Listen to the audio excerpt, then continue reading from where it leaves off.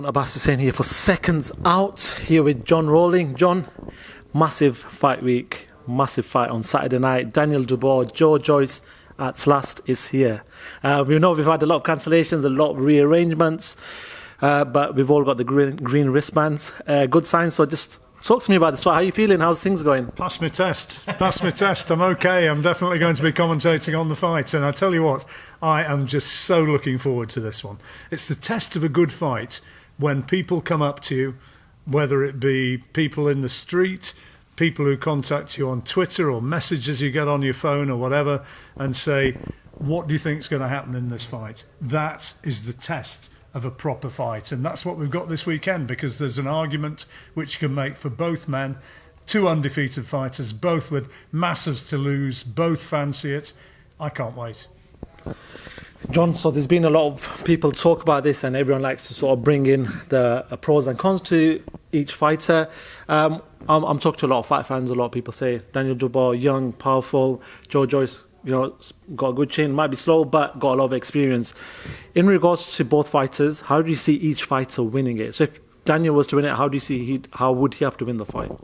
Well, I mean, Daniel obviously has the bigger knockout punch, but it would be a mistake to say that Joe Joyce can't punch, because he can. And when you're 6'5.5", 6'6", as he is, and as big and solid and well conditioned as he is, then obviously, if you get hit by him, he's going to hurt, and he's going to hit hard.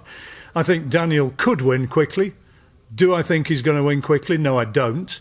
Because I think that Joe Joyce is going to come here tremendously well conditioned, and they'll have their plans to win, just as Daniel Dubois has. He's articulated very clearly to you, I'm sure, how the Peacock Gym have worked with him, and how Martin Bowers has got him into absolutely the right mindset to win this fight. But Joe Joyce will be thinking exactly the same, and they'll have worked at how they're going to take away Daniel's principal attributes, which is that ramrod left-hand lead followed by the right hand, which is his big knockout punch. They'll be looking at how they're going to negate the effectiveness of the jab, and they'll have their tactics coming into this fight.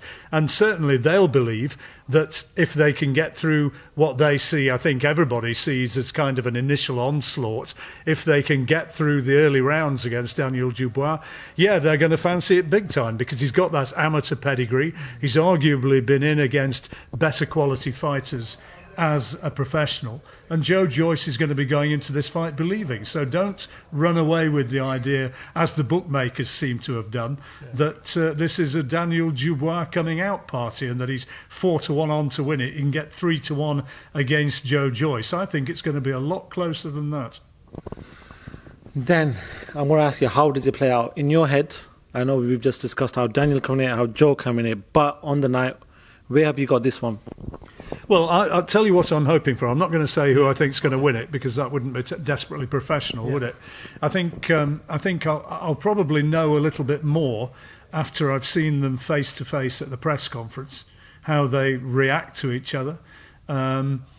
What I do hope is that both of them come into the ring absolutely in 100% condition, and that they go in there and give their very, very best. And at the end of it, I very much hope that we see no Deontay Wilder-style whinging, and that whoever's beaten holds his hands up and says, yep, on this occasion, I lost to the better man. That's what I hope for, and I hope that it's a fight that we can look forward to, and also look back on in months and years to come, and say, that was pretty special. It was lovely to see the front cover of Boxing News this week and see the two guys facing each other. It brought back memories of, I don't know, George Groves and Carl Froch, if you like, and going back in the heavyweights to Lennox Lewis and Mason, Gary Mason. These are the sort of fights which this ranks alongside, and I think this could be very special.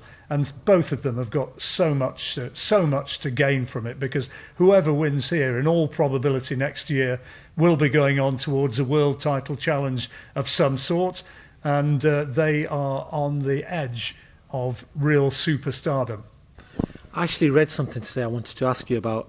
Chris McKenna from the Daily Star wrote a piece on how Ismael Salas has been splitting up his time with this fight. So he's been in London for a couple of weeks, then gone back to Vegas. So he's not 100% given his full time to Joe in regards to physically being there for him. Do you think that could play an effect on fight night? Well, who knows? What I do know is that Joe works very well with Steve Broughton, who's the guy who's been working alongside him on a day-to-day basis. And I don't doubt that they'll have had Zoom calls, Skype calls, whatever you want to call them, and they'll have been talking to each other in detail about what's going on. So, yeah, I mean, there is an argument that it'd been better being with him right the way through, but he's got other fighters to think about. And it's not quite as vital, I don't think, now as it was once upon a time because of the advances in communication technology. I think that it's not as important as it might have been 20, 25 years ago.